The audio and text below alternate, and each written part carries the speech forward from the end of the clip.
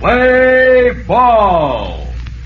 Play ball with the soul of Detroit. Play ball with the Navy.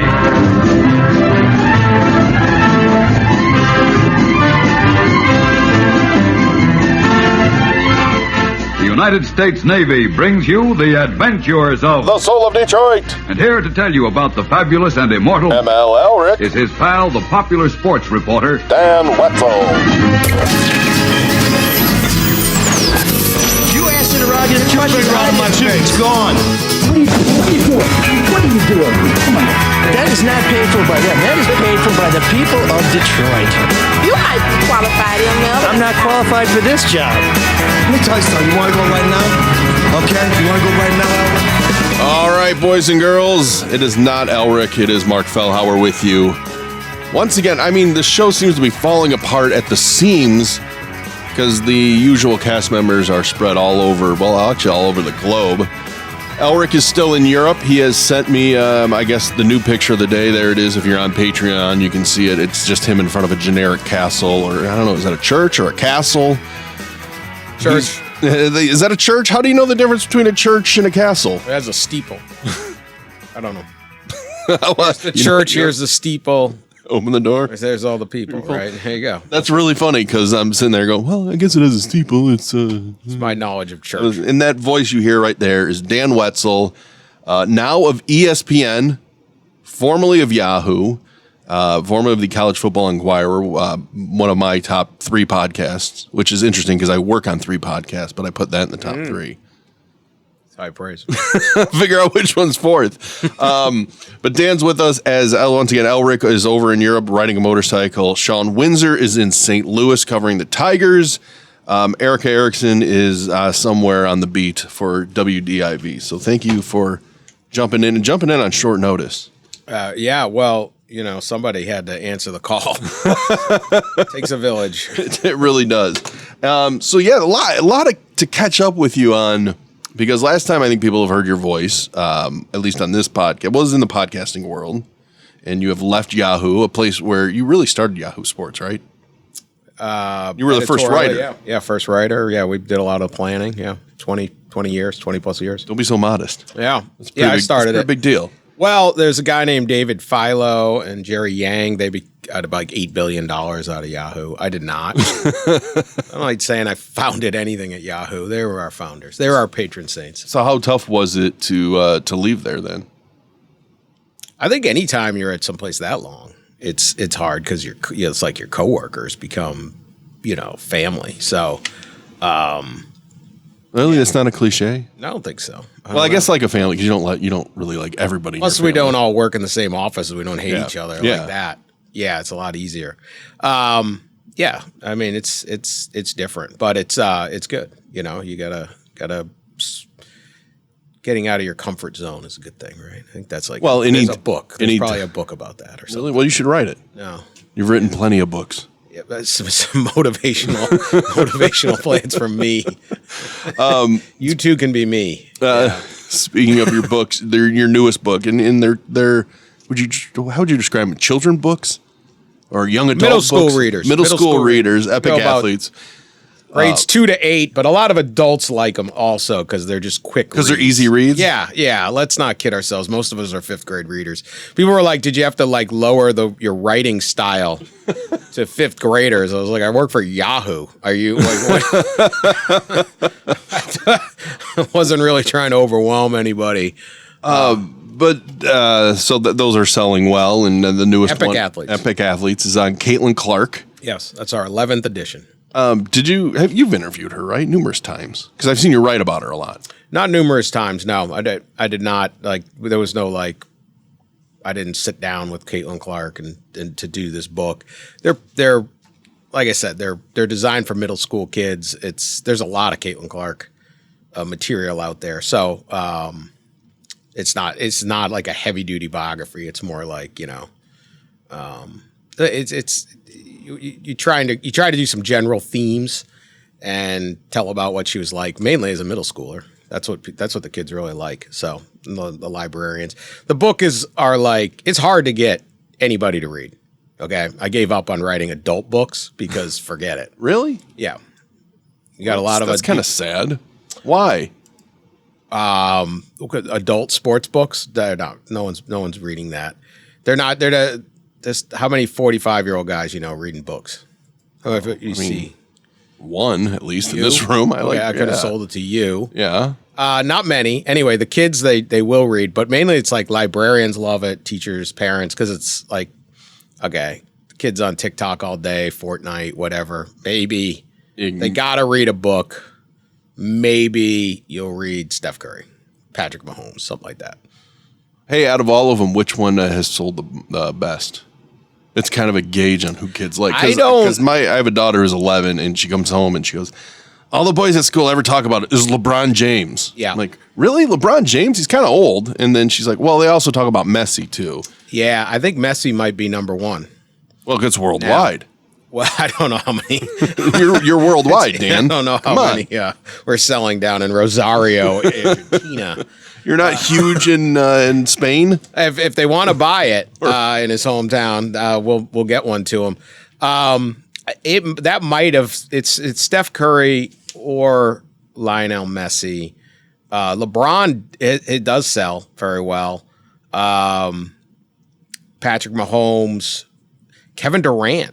Really? Kevin Durant did really well. When we have Simone Biles, you'll get like spikes. Like Simone Biles was cooking for a little bit there. Serena Williams, that's probably the best book. Lionel Messi's book is actually really interesting. It's funny. You're naming all these people, and in my head, I'm like, God, a lot of these are athletes that adults just don't like. There's a lot of people that don't like Steph Curry. Most of them are because these people are really good. They're good athletes. Who doesn't like Steph Curry? That one's actually pretty popular. We try to find ones the adults will buy because the kid isn't buying a book. Sure. People hate LeBron James. Yeah.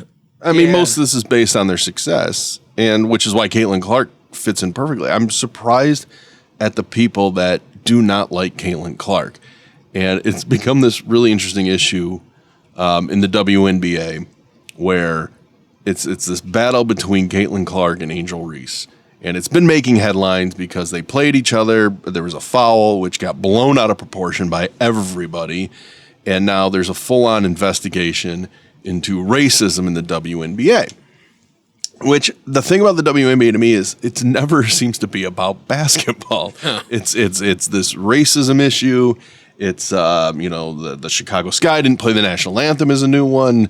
There's two players have married. That always becomes a big story. There's now a woman in I forgot her name, Sophie Cunningham. There's an alleged affair with someone in the front office. It's like the sport is never about basketball. Former Michigan player. Is she? No, not her. The alleged affair. Who's the alleged affair? Josh Bartlestein. Oh yeah. Oh, weird. I didn't know that part. But it's never about basketball. And then Caitlin Clark, is just a phenomenal player who's kind of taking charge of this league. And I can't decide: is this good for the sport? Is this bad for the sport? Oh, it's great. When first off, there's no chance I'm writing a WNBA epic athlete. Not that this is like going to be the thing that's going to push the league to like massive popularity, but it's a sign of like what's popular with kids. How often are you guys talking WNBA? Everyone's talking about Caitlin Clark. Sure. Now, is it exhausting? Yes. Okay, because it's like this proxy. It's become this like proxy culture war or something. It's just everything about Caitlin Clark is got an extra layer to it. But it's creating enormous interest in the WNBA. It's creating enormous ratings for at least Caitlin Clark's games, but that lifts all the other boats. The tide lifts all boats. The Angel Reese rivalry, all the stuff. You want attention. One of the problems with leagues, particularly when they're trying to get popular, and this has been I think a thing with women's sports in particular, is they want everything to be positive. Everything's got to be like, we support the league. And these athletes are great, and it's certainly with women's sports, and there was an element of trying to prove that for a long time. But I think we're well past that. And it's also like when you go to the Olympics and like the bobsledders are like, no, our sports really write positively about your sport. No, the best thing you can have is a controversy. The NFL is the king of it. 365 days of people yelling at each other. Mm-hmm. That's all they do. The NBA feuds, this rivalries. You want all that. That's how you get popular. But do you want one that's rooted in racism? Debating racism? Yeah. No. But that's where we're at. I mean, Caitlin Clark is so good. I think that a portion of that is already passed by. There was this whole bit of like, well, we're just celebrating, Caitlin Clark. Look, she's a suburban white from straight from Iowa, all this stuff. But then and there was a lot of that resistance, like, oh, she's not gonna do that well in the WNBA. It's not that easy. And by the end of last season, it was that easy. I mean, she is third all time in triple doubles in the history of the WNBA. In one season. One season and one game. Yeah. Yeah. 1 season, 1 game. We got three, So I think I didn't know that. I had no idea. See, we're talking hoops. See, that's because you're tied up on whether Angel Reese hates Caitlin Clark or not. Does she? I have no idea. you don't maybe not. I think Angel Reese is actually pretty smart in being like the heel.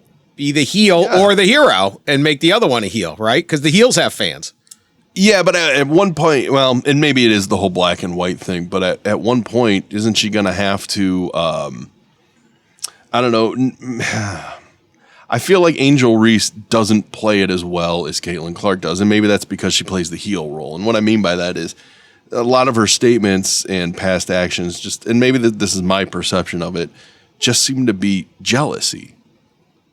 Yeah, I think it goes back to the title game when Angel Reese at LSU and she followed her around the court. Yeah. Yeah, did the whole John Cena face thing, yeah. So she wasn't jealous. She didn't start on the good spot. The problem Angel Reese has is there's no way for Angel Reese to be better than Caitlin Clark, pretty much. And it's like this. It's like, let's say Angel Reese is Ben Wallace of the WNBA. Rebounds, blocks, all of that. Ben Wallace, awesome. Hall of Famer, right? Dennis Rodman, that type of guy, that type of player. Defense, let's say she gets to that level. She misses a lot of shots, but she's very good rebounder. And she does some things well. You're not Michael Jordan or LeBron James because you're not score. You can't score. You can't as good as Ben Wallace was when Dennis Rodman was going against Michael Jordan or in that peer group, nobody said Dennis Rodman is better than Michael Jordan. Yeah. Okay. Nobody said Ben Wallace is better than LeBron James. He wasn't. Was he awesome? Absolutely. But I think part of the problem is, they want it to almost be like a Bird and Magic. You can't get there. And they're not. Yeah. It's not Bird and Magic. It's Jordan Rodman. It's LeBron, Ben Wallace. So it's like, it doesn't take anything away from Ben Wallace, but how would Ben Wallace have ever been LeBron James? Like, it just wasn't his game, which was okay. He was a Hall of Famer, a champion, all the things that Ben Wallace did. And you could love Ben Wallace. I think most people did. This is fantastic, but you can't sit there and be like, well, where's your, are you going to cross over this guy? Are you going to score 25 straight points in a playoff game? Are you going to do this? Are you going to have a 50-point triple-double? No. So Angel Reese is kind of boxed in, I think, on how good she can get just because this is her skill set. She's really not the right person to take on Caitlin Clark in that bit because she's going to lose all these arguments. But that's how it started, like you said, in college. I mean, I guess Asia Wilson, I don't even really know. And I admit I haven't seen her play, but she's like the big star. And there seems to be a little bit of jealousy there. And, I don't know, but that kind of helps in the fact that now I know who Asia Wilson is. There you go. More people know. Caitlin Clark's just, WNBA is having a moment, man. It's having its time. And if you get Caitlin Clark next September, they made the playoffs last year. They started 1-12, and then they finished like 16 of 8 or I don't know, whatever. They really got it going, particularly after the Olympic break. Now you got Caitlin Clark with some rest. Because remember, these rookies in college, the rookies in the WNBA, they come straight off the college season. Yeah. So she's coming, and if you play all the way to the title game, you have like 2.5 weeks off. We had in the book, she flew home from losing the national championship game as a senior. She landed, she drove to her parents' house for one night. She wanted to hang out with her dog and have her mom cook her a meal. And then the next day she drove back to Iowa City, and then got on a plane to go to like SNL, and like she had one night. That was it. And that's the other thing that kind of fuels is, middle America wants to spend a night with her dad. People love, and nobody, it's just. I think sometimes it takes away from her game because people just go, "Oh, you're just getting all that attention because you're white." But she is more marketable because she's white.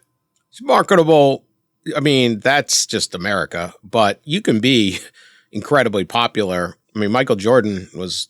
There's never been a basketball player more popular than Michael Jordan, right? Sure. And that was 40 years ago that he came on the scene. So race plays a role, but I think the excitement of her game is what really does it. It's the 3-point shooter. I think people who love basketball, I spend an enormous amount of time on Caitlin Clark news and following everything Caitlin Clark, and there's all sorts of accounts and people like that. I don't know about right now, but for a long time, more men watch the WNBA than women because they're basketball fans.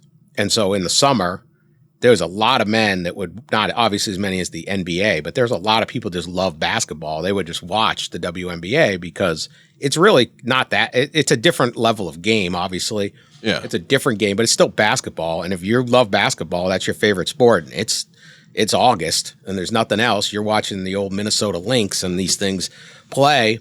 And so there's a lot of people that just really love basketball, just love Caitlin Clark's game because it's exciting and kids like it. It's logo threes, it's the crossover, it's the passes. I mean, she's incredible to watch. There's a reason she captured the attention. It's not just because she's a white woman, because there's plenty of other white women that have come along and been great. Diana Taurasi is one of the, I think is the best college player of all time, and certainly one of the 5 or best players of all time. And she never was able to, as popular as she got, she was never able to capture it like Caitlin Clark. Whatever it is about Caitlin Clark, people just grasped. I mean, she's playing at Iowa. Mm-hmm. She can go to UConn. She can go, Paige Beckers is a great player at UConn. Iowa on the Big Ten, bigger alumni bases, so maybe more people follow it or know about it. But it's a 3-point shot. Yeah. It's the, like you said, the logo shots. She's kind of done something to me because I never really cared about the WNBA or women's basketball at all. And then I start watching, I'm like, okay, I get it. I see it. It's still not going to be one of the top 5 things I watch, but I don't mock the sport as much as I used to. I think if you, let's say tonight, you click over to ESPN and you're looking for something to watch. You're shilling for ESPN. Yeah. We need you. Well, you know who signs the checks. Not this show. No, that's for sure. They don't sign mine. Not ML.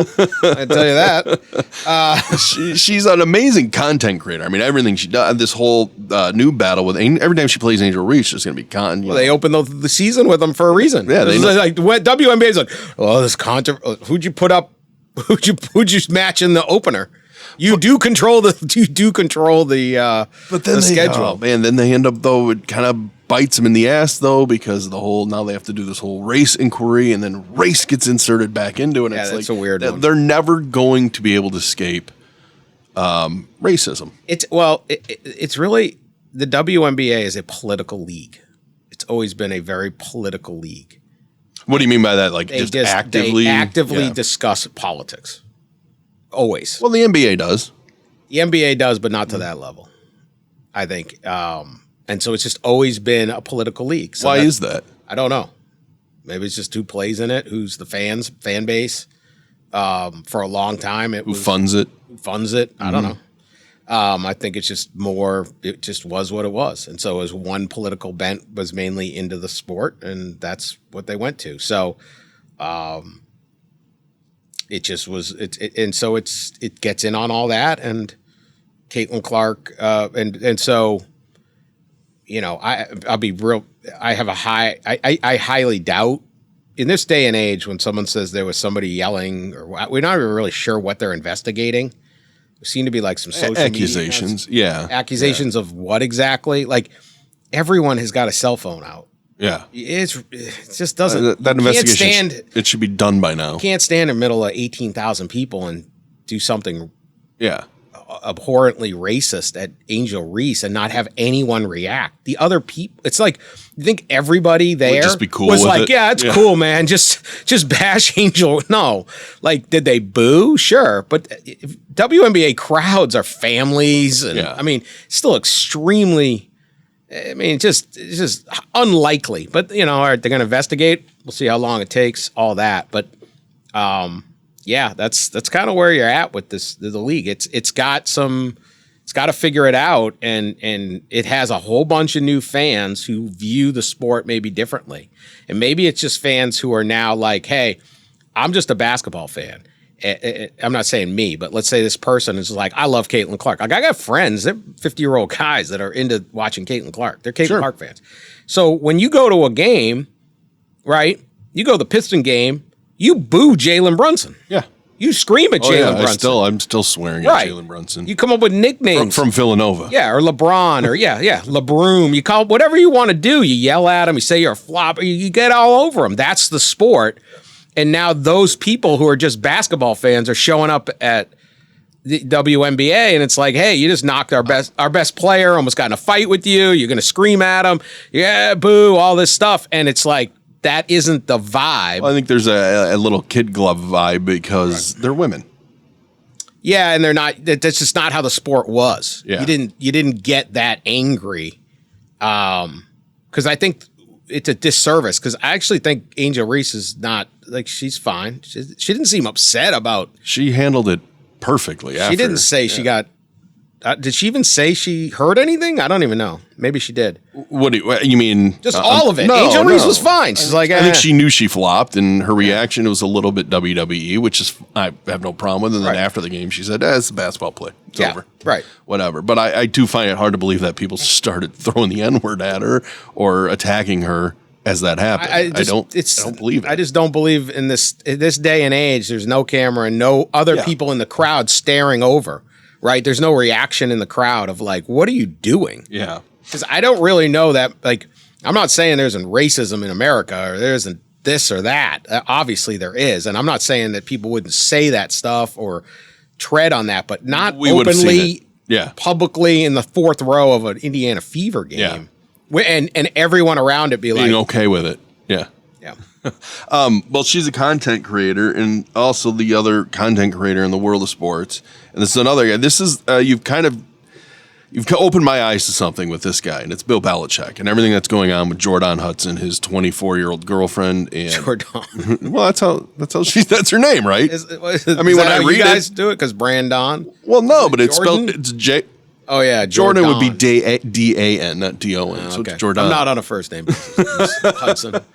But you wrote a column about it on ESPN of how Bill Belichick will be fine. And I feel that there's something to this because we're 95 days away from the kickoff of the college football season. Awesome. Yeah, I know. Can't wait. I can wait because it's summer. That's my thing. I know, but having that countdown is I'm excited for football season, but not really because can we get warm yet? But I like the fall. Yeah, fall's nice. Like summer though. I know, but that's just how big college football is in my mind. But Belichick kind of gets this issue out of the way, right? Of all this stuff that's going on, and I don't know if you saw his recent interviews he did on the Pivot with Ryan Clark or on GMA with Strahan. He has a new publicist with him now, a guy who worked for the Chicago Bears. So it's almost like he knows what he's doing, which was the crux of your column about how this guy's always seems to be a step ahead of us. And so I'm kind of intrigued by how much this will affect him, which you say it won't affect him one bit. Not when it comes to football, no. So one thing about having his own publicist, he's not listening to that guy at all. Like Bill Belichick doesn't listen to anybody. But that guy takes the bullets. But he takes the bullets, and he's the one who's there. Okay, couple things on this that I just think there's times when stuff gets outside of just gets out of the realm that it should exist in. So people are like, oh my God, he's got his girlfriend around. Now, let's be clear. A 49-year age difference is fascinating. Everyone's going to gossip. It's weird. It's weird. It's everything. No problem. Everyone going, what the hell is this guy doing? Especially when one's that beautiful. What is she doing? I know, but Belichick's a good-looking man. I get exactly. that. That's what I mean. Very sexy. Bringing sexy back. BB. Great rack. The BB hoodie. I mean, you get that. You get the sleeves cut off and that gray hoodie. How could a woman resist? Or a man? Yeah. So, but it's college football. The wives are always around. Now, I know it's not his wife, and I get it. But like, Mac Brown was the coach at North Carolina before. His wife Sally was involved in everything in North Carolina. At Texas, Miss Sally, but they didn't focus on it. She'd be at the interviews. I've been in interviews with the wives there. But have they ever interrupted? Was the publicist there as well? Well, there's no publicist. That was the problem. The book publisher blew it by not having their publicist there, but Belichick probably didn't care. Yeah, she's the publicist, but there was an element of like, oh my God, she's around all the time. Why would she be around? It's like Miss. They call her Miss Terry at Alabama, yeah. Nick Saban's wife. Like Mickey Krzyzewski, I think had an office at Duke. Like they're around, right? They host recruits. They get. You know what will happen if they're like JorDon Hudson host recruit, talk to a recruit. Yeah, like oh my God. Well, all the coaches, why they sit there and bring the fan. Oh, it's a family atmosphere. All the stuff is a different type of family that they got going at Carolina now. But regardless of all that, I just think there was 4 years older than some recruits or transfers. She might be younger than some of the players these days, the way they play. 10 years. Yeah. But here's the thing. I talked to someone on that staff. Like he's at the office at 6 a.m, 5:30 in the morning. This book thing is like, he's made a couple appearances. The rest of the time he's working on football, recruiting. Well, he's just here in town for speaking to United Wholesale Mortgage, doing a big, corporate speaking event. She was not with him. Making some bucks. Yeah, which is fine, whatever. Right. So he comes in, but he's doing that, but he's also doing football. But you never saw Miss Terry worm her way into a commercial. Like the Dunkin' Ohio Donuts. State, Shelley Meyer had her own commercials. Yeah, but Urban Meyer's wife had her own radio commercial. Are you saying we're making too big a deal about this? It's not yes and no. It's not a traditional relationship. So, okay, but the idea that she's somewhat public is not a thing. But I can't believe that the University of North Carolina is happy with her. No. Particularly with what happened with the Hard Knocks show. And Belichick tried to talk that off on the pivot about how, well, this is really a preseason show, which it's not. And other college football programs have had reality shows. So there's nothing terribly unique about that relationship, other than that Hard Knocks is easily the best produced one out of all those. That costs them money. That costs them eyeballs. That costs them a lot of things. I can't believe that North Carolina is too pleased about this relationship. There's no question that they would prefer that. Yeah, I mean, you'd prefer that Bill Belichick was dating even a 50-year-old or something like the 40-year-old. Is he already at that point where people can't tell him what to do? Hell no. What are you going to tell him to do? If you ever, I know you haven't met Bill Belichick. They don't tell him anything. You hired Bill Belichick. He's one of the greatest football coaches of all time, if not the greatest. He's going to come in, and is he going to win any more games than in? Let me put it this way: he will win no more or less or fewer games because of his girlfriend. Whatever is going to happen is going to happen. He will be all about football. This is not a guy that cares about pretty much anything other than football. Now, obviously, he doesn't care about one thing. Yeah, he found one thing, but it's like he's always about football. He will be about football. These are like snippets in time that have been blown up, and people are like, "Oh, she's controlling his life." Look, is it weird? Yeah. Did I ever think he'd be posing on Instagram as a fisherman? And stuff's crazy, but. He's got a 24-year-old girlfriend. That's what you got to do. Got to post. Will that help, hurt, or indifferent in recruiting? I mean, I think you go to play for Bill Belichick because you think the guy's going to prepare you for the NFL. Yeah, but I mean, if you could still possibly be like, well, is it too creepy? Maybe. Yeah, or is he more relatable? I mean, I don't think it helps, but I think if your son, he's got a presence on social media now, albeit in a third party roundabout way.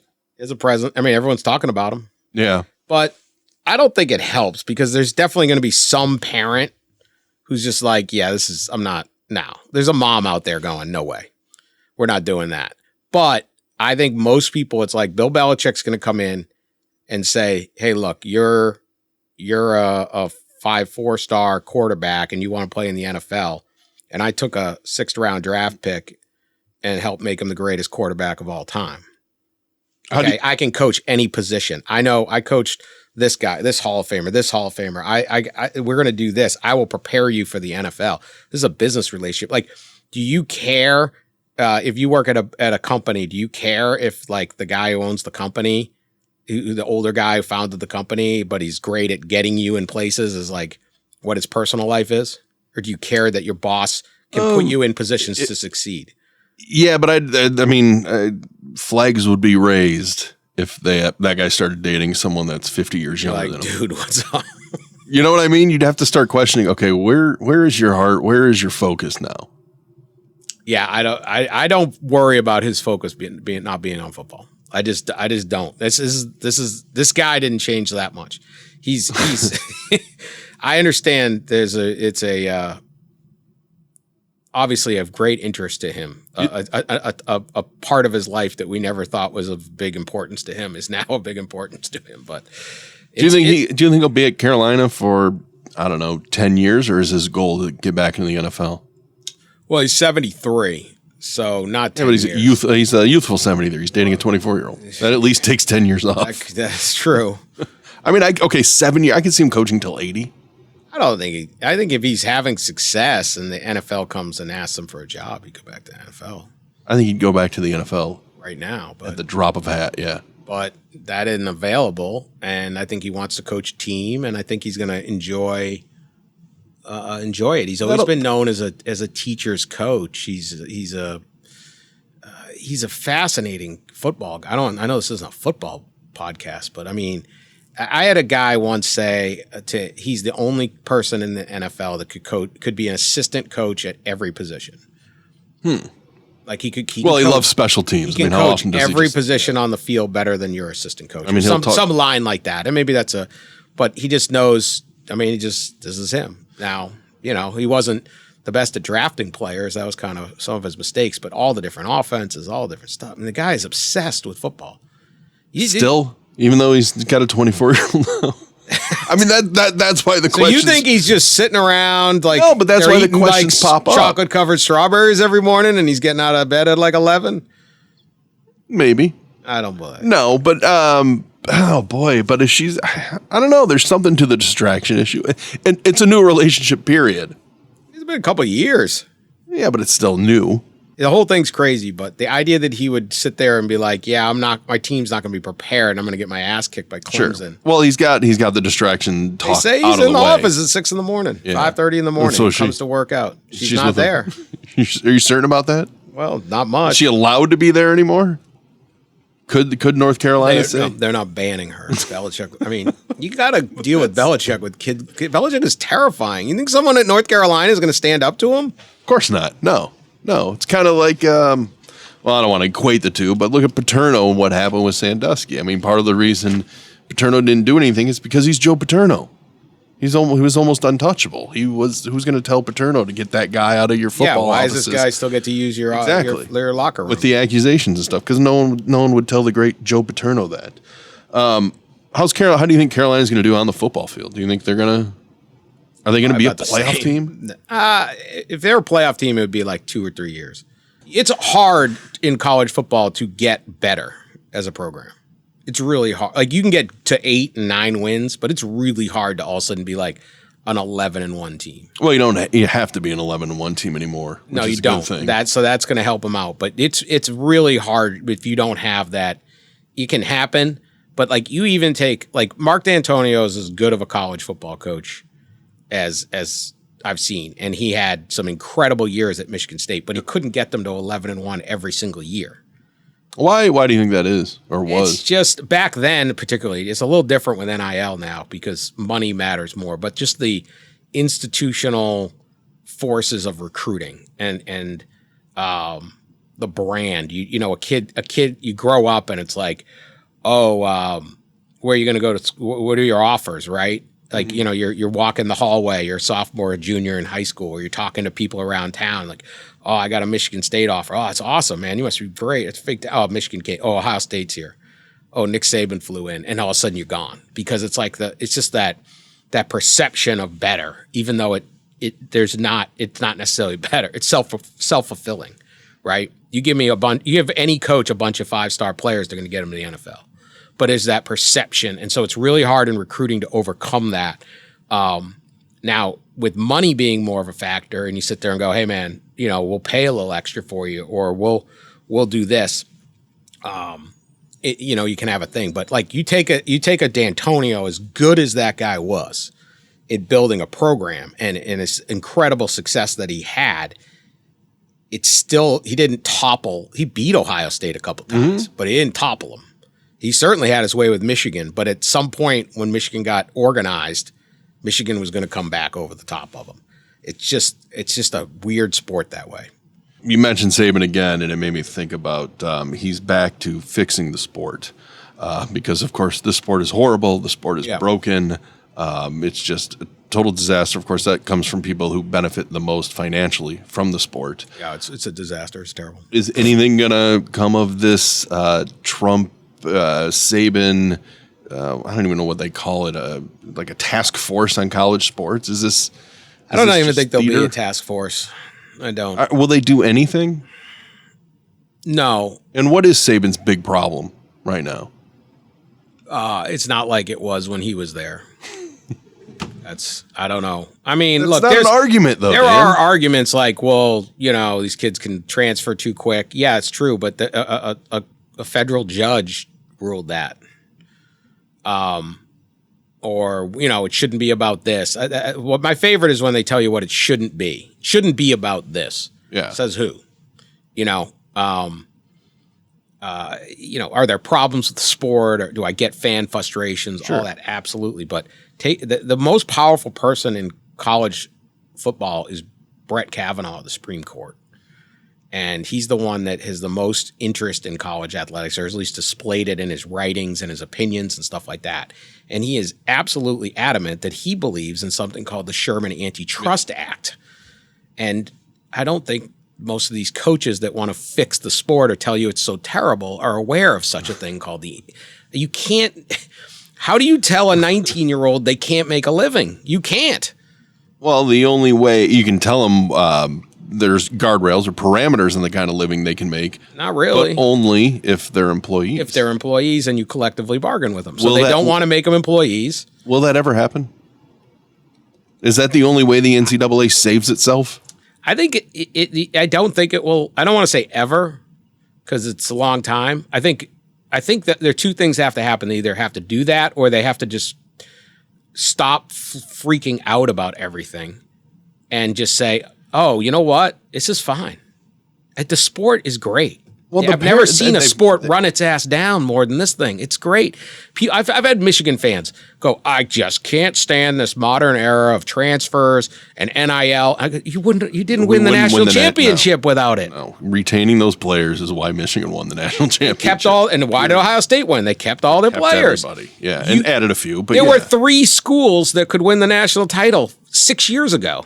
And now who's number 1 this year? Penn State. Yep. Like, you can do it now. There's 20 schools that can win the national championship. I mean, there's so much more parity just in general. Now, the problem, and I kind of missed this, and it just happened once again because of TV money and the realignment of the conferences, which is not a good thing for the sport. It just isn't. I can live with it. That's not the players' fault. That was the bosses. Yeah. They transfer portaled entire universities. Exactly. Well, that's what I was going to get at, is they're talking about everything that's ruining the sport or hurting the sport and how terrible it is, except for conference realignment, because once again, they're the ones that benefit from it. And now it's to the point, and it's not that hard for me. It might be harder for someone like you who won't cut the cord, but it's hard to find where your team is going to be on the television. You have to have the Peacock if you're a Big Ten fan.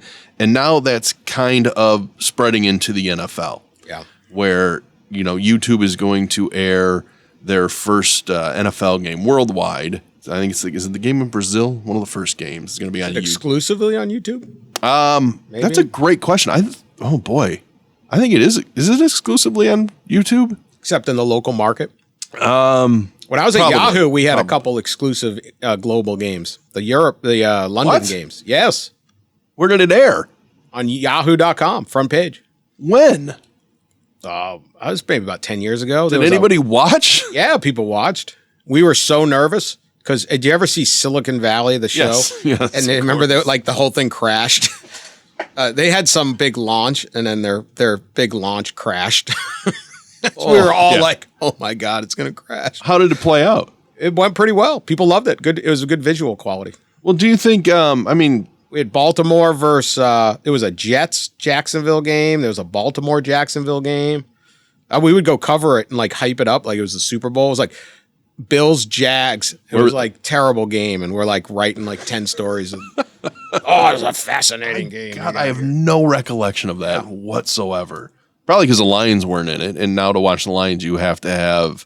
Well, they're going to be on CBS. Yeah, they're going to be on Fox. They're going to be on ESPN, ABC. They're going to be on Netflix Christmas Day. They're going to be on Amazon Prime. Infuriating.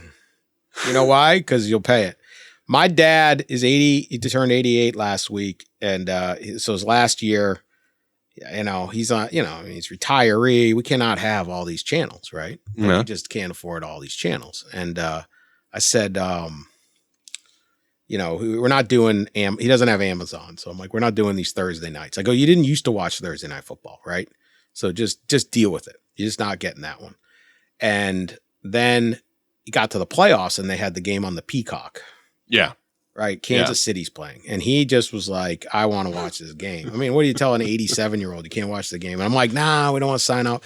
And it's like $7.99, but there was a freebie. So it took like an hour and a half to get him signed up for this thing. Cause of course he, scanned the QR code. Yeah. Come on, bro. Yeah, I know. Like there's not, and he doesn't live locally. So I was like, there's no telling my dad to take his flip phone and scan the QR code. His jitterbug. Yeah, it's just not happening.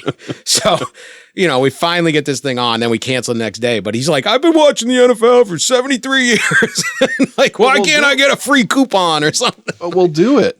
I'll do it because it's like I want to watch Patrick Mahomes. It's Saturday night. So where is this all going to go? Because I think, out of your pocket. I think eventually when all these contracts, there's going to be a big negotiating for it because there is every time, and these streaming services need live programming. They desire to have live programming. There's no better live programming than sports. Only maniacs like me will watch it. NFL's the number one property you could possibly have. So who's going to end up with it? Because I really think there's going to be two winners, and it's going to be Disney, ESPN, and YouTube of all people. I think they just have the money and the platform to do it.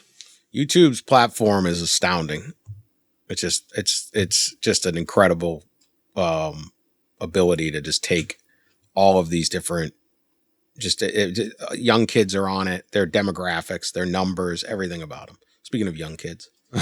Yeah, we'll get to them. Oh, okay. Shawn Windsor from looks like a good courtyard right there. Courtyard I've seen that curtain. Then you have Disney, ESPN will be involved. The networks will still be, they'll do what they're doing now. They farm it out to 7 different groups because everyone will pay. Or eventually, at some point down the line, it's just NFL. Does that hurt? And you pay the NFL like $1,000 a year, and you get to watch every game. Didn't the NFL kind of try that with the NFL Network? Because I'm still surprised to this day that they just don't control everything and make it the NFL ticket. They just get so much money. They also, to their credit, see the value in being accessible and being CBS Sunday afternoons, Fox.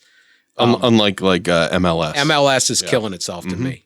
They have Lionel Messi in this country, and how many Lionel Messi games? I'm a soccer fan, and I can't tell you. Nobody watches this. When he first came over, I watched it, but I think I ended up watching it on like FS1 or some Spanish station. Occasionally, there's some games on Fox. Yeah, and I have an account to Apple TV Plus, and I just never put it on. Lionel Messi toying with MLS players. And no one's seeing it. That and to me, it's not that you're going to become a huge MLS fan, but like you said about Caitlin Clark earlier, if you have nothing to watch tonight, and you click over and there's Caitlin Clark playing basketball, maybe you watch. Yeah. Where if she's not, you don't. If Lionel Messi's in the game, maybe you watch. If he's not, Well, there's no MLS. So at least the NFL still, to this point, and I don't give them too much credit, but like on Sunday, you don't have to pay for anything. It's Fox, CBS, and NBC. And they still see the value in that. Now they're going to get you on Christmas. They're going to get you on Thursday nights. They're going to get you on, ESPN Monday nights. Although I think they show those on ABC. Yeah, they do locally. Yeah. Mm-hmm. So, it's. But I think the NFL will be fine. They're going to make money. They've got the product. They got the stash. Well, let's bring in one of our world travelers, which I do find it interesting that Elric can't zoom in. You've done podcasts from overseas many of times. I think you've done it from France and South Korea, Japan. Yeah. So. But here's all the way from St. Louis, Shawn Windsor. I think Elric's on a motorcycle somewhere in south of France. How's he going to zoom? Even he's not that clever. Well, he could pull over for, 5 minutes. Is he just there by himself, or is this a family trip? Does he put everyone everyone has to get on a cycle? No, it's better than that. I think he's going with one friend. Yes, it's just he's getting away from his family on this trip. What a life this guy's got. Or how do you swing that? Going to Europe without you guys? That would not. Well, he did a few days with his wife in Ireland, and I think that, check the box, and then now he's motorcycling across France. By the way, Dan, I just to show you, I want to illustrate, maybe not illustrate, but let me just tell you how much Mark loves you and how excited he is that neither Mike nor I are there. When I said, he told me, hey, Wetzel's going to join the pod today. I said, that's great. Would you like me to join? He's like, you don't need to. No worries. He just wanted the two of you. Bullshit. I missed you, Shawn. I missed you. Dan, I don't know if you know this. Last week, Shawn was on. He revealed a story about he was met up with a friend at his trailer in the trail park when they were in high school, and they did speed and acid. Or no, shroom. Was it shrooms? No. What was it? And they got super high, sat on the couch, and watched Love Boat reruns. Yeah. See? So how can I not want Shawn around for stories like this? I mean, I've heard worse nights. Yeah, no, that wasn't that big a deal. I did think of the when I was leaving the ballpark. This is a regular Tuesday. I was leaving the ballpark last night here in St. Louis, and I saw the arch kind of popping up. It was thunderstorming. You could see a little bit, but by the way, have you guys ever been on a freeway in so much rain? You go under an underpass, and you can't see that there's essentially a lake there, and it almost completely. There's so much water. Southfield Freeway, exactly. Southfield Highway, man. That thing's dangerous all the time. That's like Amsterdam. And then a tsunami comes up on your windshield, and you can't see, and so at that point you're in the hands of fate or the heavens or whatever. Yeah, that happened on the way home last night. But anyway, isn't the St. Louis Arch the most overrated thing in the entire country? Yeah, I mean, I thought about it. I was leaving, I saw the arch. I thought, oh yeah, that reminded me. I lived in Central Illinois in the early '80s, and in high school, the meth habit. in high school, and a friend of mine and I one night. This is in the summer, I think, right after we were graduating. We're like trying to figure out the meaning of life, and we thought, all right, St. Louis was about 3.5-4 hours from Champaign. And we thought, let's drive down there. This is like 8-9 o'clock at night. I said, let's drive down there, go see the arch, smoke a bowl, lie under the arch on the grass, and try to figure out what it all means. What'd you come up with? What's that? What'd you come up with? We left. We get down there 1 in the morning, do that, lie there. By the way, we didn't have any money, so we had to dine and dash from a gas station, so to speak, which I'm not proud of. It's the only time I've ever done that. But anyway, so we get down there, we do it. It's like, okay, this isn't any big deal. Let's go back. We get back. The sun's coming up, but we're so tired we can't drive anymore. So we pull over on the side of the freeway and we fall asleep. And my buddy is a groundskeeper at the time at a golf course. And we oversleep in the car. We get there. He rolls out. It's like Cheech and Chong with a cloud of smoke in the car. He goes and gets on a lawnmower to mow the fairways, and he totally turns it over and dumps it and ruins like a $15,000 piece of machinery. So that's what I think of when I think of the St. Louis Arch. He flipped an industrial lawnmower? He flipped. he flipped an industrial lawnmower. There's no hills in central Illinois. Like, I get it if you're like doing a mountain course or something, but the only thing that saved him is a place called Lake of the Woods. The only thing that saved him is his buddy was the son of the guy that ran the golf course, and they kind of But anyway, yeah, no. The best that's what I part think of when I the see Shawn the- Windsor lore is there's like we could do a top 5 list of the most insane things that just came up in that little story. Well, I know, and he still never. Shoplifting, the whole concept of driving from Champaign to St. Louis. And you never even answered. You never answered Dan's question about it being overrated. Yeah. I mean, you're going to look at it for 2 seconds. I'll tell you what, I was talking to somebody last night. There were thunderstorms through here the other day, and there were people up there tornadoes, and there were people up there. Oh, no. When the tornadoes came through, and it sways in normal wind. So can you imagine that being stuck up there? It's like the most American death ever. Died of a tornado in St. Louis Arch. And you're in St. Louis for the Tigers. Have you traveled with the Tigers? I am. But I mean, I used to travel with them all the time. But our beat writer has a newborn and is right. So me and another columnist, Jeff Seidel, have been kind of taking turns. I was busy with the Pistons and basketball. So I've got a couple trips this summer. It's kind of fun. It's like old times. Well, before we go on any further, we are falling apart because Elric is not here. I forgot some reads. I know. It's really terrible. So make me feel better and reach out to Luke Nowacki, and he'll make you feel better too because he'll help you with your finances, tell you where to put your money, kind of give you a whole overview as to where your finances are. The market roller coaster is if it's making you grind your teeth, then call Luke Nowacki, 248-663-4748. He'll help you figure out where to put your money. We're all hanging on to this ride like Gayle King and Katy Perry going to space. So hang on to your flowers. Some people are saying Earth will be better when this is all over. Securities and investment advisory services offered through Mosaic Wealth. Inc. member FINRA SIPC. Mosaic Wealth. Inc. is separately owned, and other entities and/or marketing names, products, or services referenced here are independent. Mosaic Wealth. Inc. And also, let's talk about the Caju Cafe. A lot of stuff going on there. We all know about the Caju, the place to go for feather bowling, steamed mussels, other Belgian specialties, burgers, sandwiches, pommes frites, live music, lots of live music, and more than 3 dozen beers from Belgium. It's all at the Caju Cafe down on Caju Road in Detroit. You can book feather bowling lanes. Just give them a call, 313-882-8560. Find all the information at cajucafe.com. Oh man, the geeks have inherited the earth. Did I do that? What a dork. Does him wanting to play with us again mean that he's turning into a geek, or we're turning into cool guys? There are so many people for Geek of the Week. I was thinking about this. There's the Newark Airport, which has been a total disaster. Antonio Brown and his Saturday night, kind of a disaster. The New Orleans County Jail, kind of a disaster. But I thought I'd bring you guys this story because I'd love to get your opinion on it. About the guy who stole 67 pieces of underwear for his masturbation tree. Oh, no. Do you care to guess where this happened in the world? Florida. What a great guess. No, it unfortunately was out of the country. Oh. It was, I believe, in Indonesia. A guy named Ofis Chenjuit. He's 27. He was arrested as a driver passed by this tree that was outside this guy's home and looked at it and said, wow, there's a lot of underwear hanging from this tree.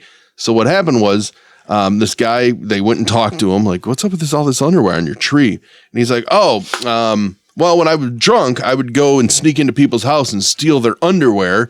And then I would sniff the underwear while, doing his thing and then discard them and leave them on a tree. And he would hang all this underwear on a tree, and he called it his masturbation tree. Now, what's interesting to me is apparently everybody in town knew their underwear was missing, and nobody thought to find it other than the guy that happened to drive by the tree. So, the Geek of the Week is going to be Ofis Chenjuit, age 27, and his master. Here, Dan, I can hand you the picture. It's okay. You don't want to see his masturbation tree? No, not really. Pretty much self-explanatory? Yeah. Why did he admit this? Because he was drunk. It said in the story he was drunk, and the police asked him about it. He's like, well, he probably thought there was nothing wrong with it.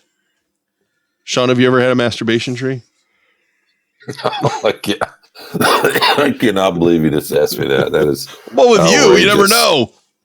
I never know what that's going to get out of you whatsoever. Well, you might have one, right? I mean, why is totally that something? I mean, it's one thing to do stupid teenager stuff and smoke a joint or whatever. Not the first guy to get high at the arch. Do. Yeah. Well, he wouldn't be the first guy to have a masturbation tree either. He'd be the second. That we know of. Yeah, there's some weird people out there. Yeah, especially in Indonesia. No, there are. I mean, it's just you keep your proclivities to yourself, right? You don't, you don't need to share. That's the thing. I mean, I remember I learned that lesson when I was at the University of Texas. I met a grad student one time, and he was talking about the joys of the J.C. Penney catalog. I'm like, you don't need to tell me that. Hey, don't kink shame him. How dare you kink shame? Maybe that's what he's into. What do you want him to do? No, I'm not judging the J.C. Penney catalog. Yes, you are, and I encourage you to judge it. That's weird. No. Maybe you like J. Crew or Sears. I don't know. Whatever. It's not. That's not for me to judge. That's where you draw the line. No. You just assume everybody's got their own thing, and they keep it to themselves, and we're good. We all know everybody else is doing that, so we don't need to share it, right? This tree story, it's disturbing. It's almost Arbor Day. Is there any respect? He didn't do anything to the tree. Oh, yeah? Well, I mean, I guess he hung it. Yeah, how'd you like to be the tree? You want underwear, use that? It's probably the most popular tree in the forest, man. Rando. It's decorated like a Christmas tree. No, wasn't there an episode of The Sopranos where Polly was sniffing underwear in a drawer? Okay. No, I was trying to think of if that's ever a trope in TV or movies, and that's the only thing I can come up with. It's one of the creepiest things that a person can do, right? I liked your other story about the jailbreak. Yes. Because I find myself anytime there's a jailbreak rooting for the prisoners, but then you look it up and the guy's he's in for 7 murders, and you're like, okay, let's He'll probably be paroled anyway. Probably not rooting for that guy anymore. Well, when you first hear about jailbreak, what is it?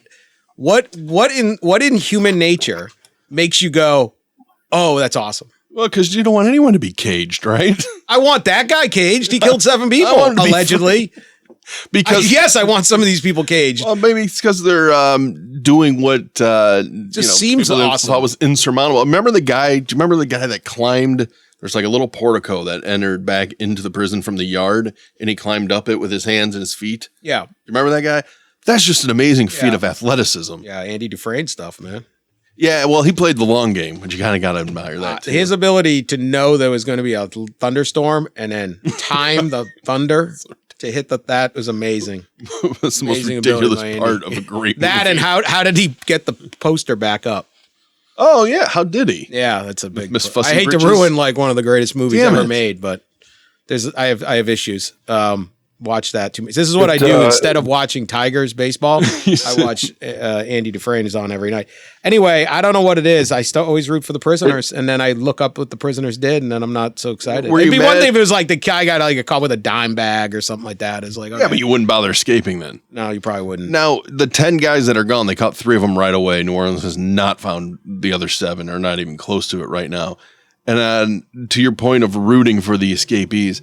Why is the guy hiding under a car in front of the most popular hotel in New Orleans? He probably didn't. We did a story on our old podcast. This guy got out in Virginia, and he went to the International House of Pancakes.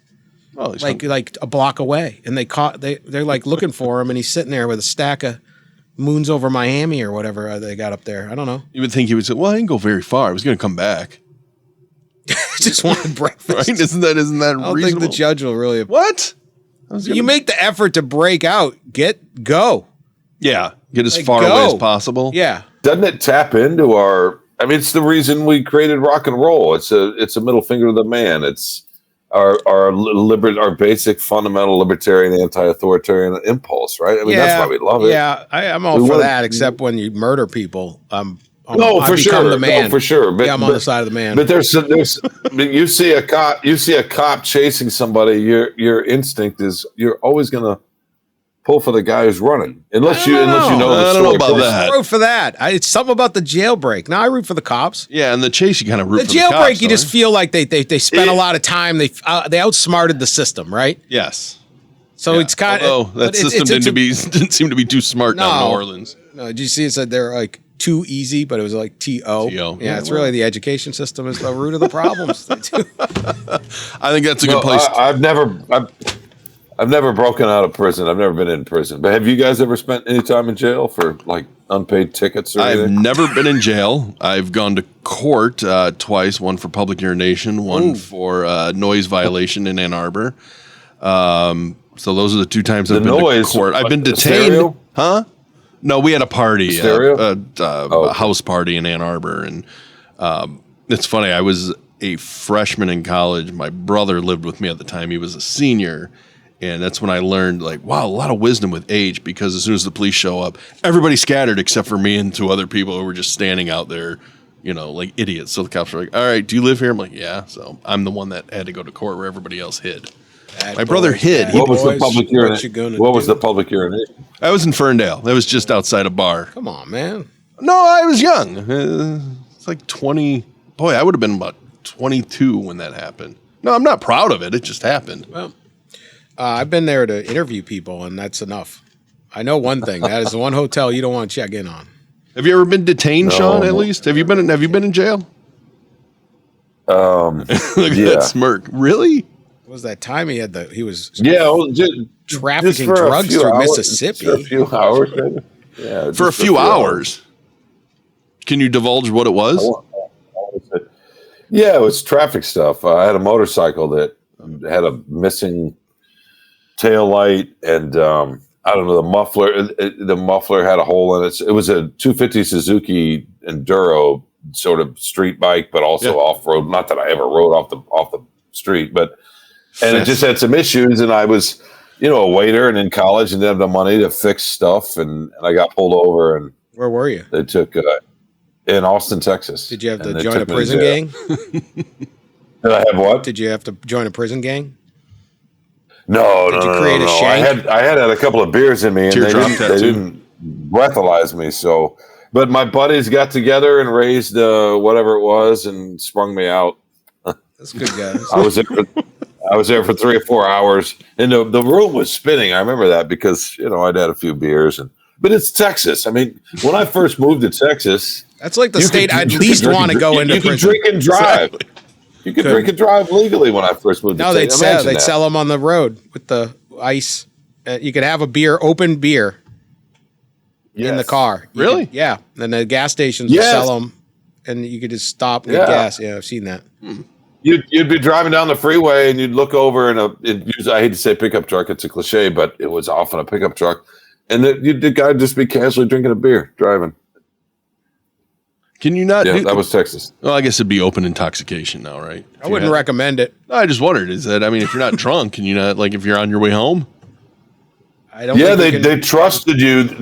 Imagine this: they trusted you. They just have one, not to get drunk. Yeah. But they'd sell like these. That's where they got that's like, I think the genesis of those, like the big ones, like the 25-ounce beers. Oh, really? Yeah, they fit in the little thing. Oh, I learn something new every day on this show. There was a market. Plus, there were dry counties. There were a lot of dry counties, so maybe you'd have to go a county or two over to get something, and you just wanted to. And you can't wait. Yeah, bad ideas. Yeah, bad ideas from the 70s or whatever.